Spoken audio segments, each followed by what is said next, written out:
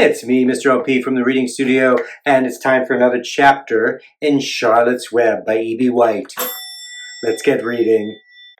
Chapter 8, A Talk at Home. On Tuesday morning, Mr. and Mrs. Arable and Fern were sitting at breakfast in the kitchen. Avery had finished and was upstairs looking for his slingshot. "Did you know that Uncle Homer's goslings had hatched?" asked Fern. "How many?" asked Mr. Arable.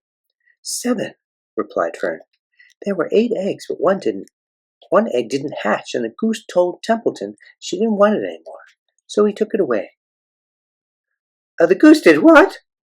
asked Mrs. Arable, gazing at her daughter with a queer, worried look. "Told Templeton she didn't want the egg anymore," repeated Fern. "Who's Templeton?" asked Mrs. Arable. "He's the rat," replied Fern. "None of us like him much." "Who's us?" asked Mr. Arable. "Oh, everybody in the barn cellar. Wilbur and the sheep and the lambs and the goose and the gander and the goslings and Charlotte and me." "Charlotte?" said Mrs. Arable. Who's Charlotte?" "She's Wilbur's best friend. She's terribly clever." "What does she look like?" asked Mrs. Arable. "Well," said Fern thoughtfully, "she has 8 legs, and all spiders do, I guess." "Charlotte is a spider?" asked Fern's mother. Fern nodded. "A big gray one.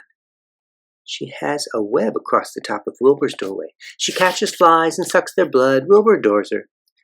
"Does he really?" said Mrs. Arable, rather vaguely. She was staring at Fern with a worried expression on her face. "Oh, yes, Wilbur adores Charlotte," said Fern. "Do you know what Charlotte said when the goslings hatched?" "I haven't the faintest idea," said Mr. Arable. "Tell us." "Well, when the first gosling stuck its head out from under the goose, I was sitting on my stool and in the corner, and as Charlotte was on her web, she made a speech. She said, 'I am sure that every one of us here in the barn cellar will be gratified to learn that after 4 weeks of unremitting effort and patience on the part of the goose, she now has something to show for it.' Don't you think that was a pleasant thing for her to say?" "Yes, I do," said Mrs. Arable. "And now, Fern, it's time to get ready for Sunday school. And tell Avery to get ready. And this afternoon you can tell me more about what goes on in Uncle Homer's barn. Aren't you spending a lot of time there? You go there almost every afternoon, don't you?" "I like it there," replied Fern. She wiped her mouth and ran upstairs. After she had left the room, Mrs. Arable spoke in a low voice to her husband. "I worry about Fern," she said. "Did you hear the way she rambled on about the animals, pretending that they talked?" Mr. Arable chuckled. "Maybe they do talk," he said. "I've sometimes wondered. At any rate, don't worry about Fern. She's just got a lively imagination. Kids think they hear all sorts of things."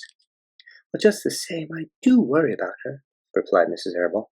I think I shall ask Dr. Dorian about her the next time I see him. He loves Fern almost as much as we do, and I want him to know how queerly she's acting about that pig and everything. I don't think it's normal. You know perfectly well animals don't talk." Mr. Arable grinned. "Maybe our ears aren't as sharp as Fern's," he said.